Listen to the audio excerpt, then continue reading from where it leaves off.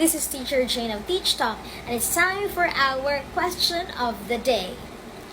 Do, did, is to cost, is to blank. Is it A, costed, B, cost, C, coasted, or D, coasted yet? Ano ang answer ninyo for this item? Hopefully, hindi siya yung coasted yet. Is it A, B, or C?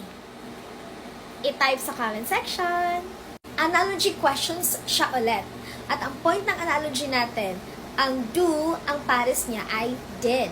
Alam nyo ba na ang kanilang connection is yung word na did, ito yung past tense or past form ng do. So, using the same analogy, ano naman kapag sinabi natin na past form or past tense ng cost? Is it costed? Cost? Coasted? Wag na po ang costed yet.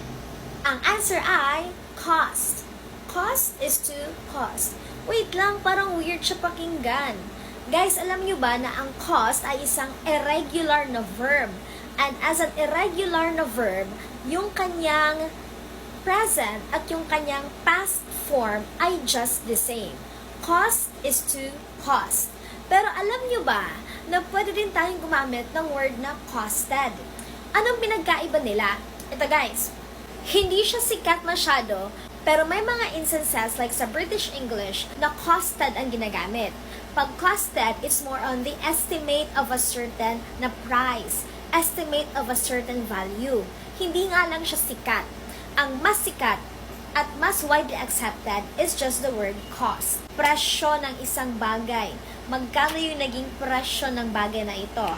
So, ang answer natin ay letter B, cost. Nakatama ba kayo?